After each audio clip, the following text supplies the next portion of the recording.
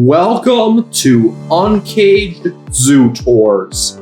If you are new to the channel and love animals, I recommend and appreciate hitting the like and subscribe buttons and the bell icon to join me on my tours and to learn more about your favorite animals. My friends, are you ready for another visit to Texas? I know I am. Welcome back to the Fort Worth Zoo. To recap, we started with Texas Wild, which showcases one of the most diverse states in America. We also saw a lot of native wildlife, like ocelots, hummingbirds, pelicans, and coyotes.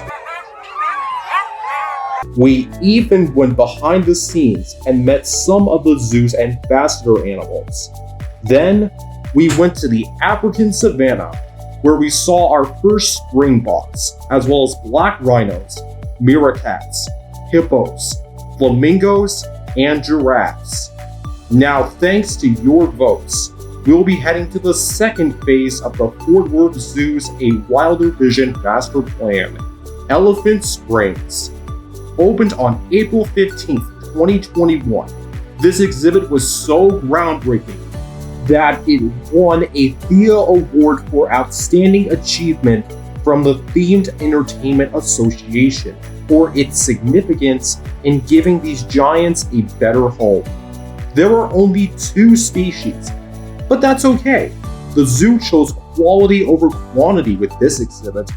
Oh, and I have a very adorable surprise later on. I can't wait to pack my trunk and visit this exhibit. That wasn't the best elephant pun, but let's begin. The Elephant Springs is located to the left of the African Savanna, and for the first time since my Toyota Elephant Passage at the Denver Zoo Tour, we have Asian elephants. The scientific name for the Asian elephant is Elephas maximus, which translates to biggest elephant, although the Asian elephant is smaller than their African cousins. There are also 4 subspecies of Asian elephants: Indian, Bornean, Sumatran, and Sri Lankan. Even if they look like they are stomping, elephants walk on their toes like ballerinas. The heel is a pad of fatty tissue in their feet that acts as a shock absorber, so the elephant doesn't have to worry about getting its feet hurt. Because of their feet, elephants almost never leave a footprint and can walk quietly. Like us, elephants are so smart that they can feel certain emotions like grief, joy, and compassion. They're probably very sensitive about us telling that joke about them sitting on a car or fence, or that swim trunks joke that combines fish with these pachyderms. The zoo is home to 10 elephants, including Bluebonnet and her calf Brazos, who was born on October 21st, 2021. An elephant's gestation period is 22 months, which is almost 2 years, and a newborn elephant is 2 to 3 feet tall and weighs between 150 and 350 pounds. Before he leaves the herd, the calf will stay with his mother for the next 8 to 14 years. When an Asian elephant matures, they will lose color pigmentation in their skin, causing them to have a freckled look.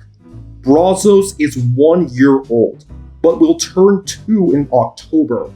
The best way to see Brazos is between 10 a.m. and 2 p.m. But behind the scenes, Brazos plays with his other family members and friends, participates in keeper training sessions, and takes lots of naps. Baby animals like Brazos exhibit different behaviors to assist keepers and veterinarians with his daily care. And that's not all. A second baby elephant named Travis was born on February 23rd, 2023, and was behind the scenes with his mother Belle on my visit. And Travis is the 5th elephant born in the Fort Worth Zoo's history. Asian elephants are endangered, by not just poaching for their tusks, but also habitat loss, as the rainforests and grasslands they live in are being cleared away for people to live. But like most zoos I've been to, the Fort Worth Zoo is part of the Association of Zoos and Aquariums, and is also part of the Asian Elephant Species Survival Plan, which helps maintain a healthy elephant population. If you want to learn more about the elephant, I would also recommend checking out the Asian Elephant Keeper Chat. It's at 11:30 a.m. and 3:30 p.m. Don't worry, my friends. We'll see more Asian elephants when we visit the historical elephant reserve at the Cincinnati Zoo. I said this area has two species, but they're both pachyderms, a group of animals that have really thick skin. Speaking of skin, our second and final animal has folds all over its body, the Indian rhinoceros, also known as the greater one-horned rhino. The word rhinoceros comes from ancient Greece, with rhino meaning nose, and ceros meaning horn. Despite their large size, Indian rhinos can jump, turn around in any direction, and charge up to 25 miles per hour. But unlike black rhinos and white rhinos, Indian rhinos have a much shorter horn, so they use their teeth for fighting instead. Like us, rhinos have molars, which are teeth located at the back of their mouth. But Indian, Sumatran, and Javan rhinos have incisors, which are narrow-edged teeth for cutting.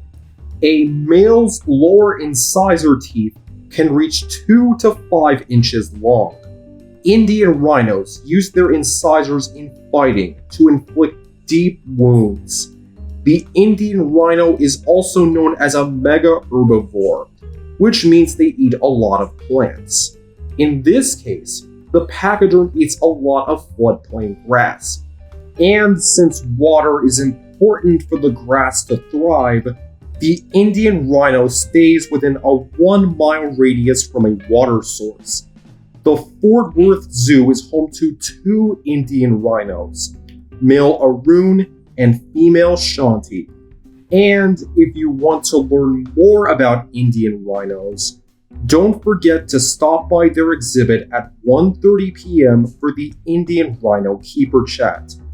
And when we visit Zoo Tampa's Indian rhinos, we'll go behind the scenes and feed a rhino. And that ends our 3rd adventure at the Fort Worth Zoo. I would highly recommend checking this area out, because any baby animal is guaranteed to make your visit even more memorable and fun.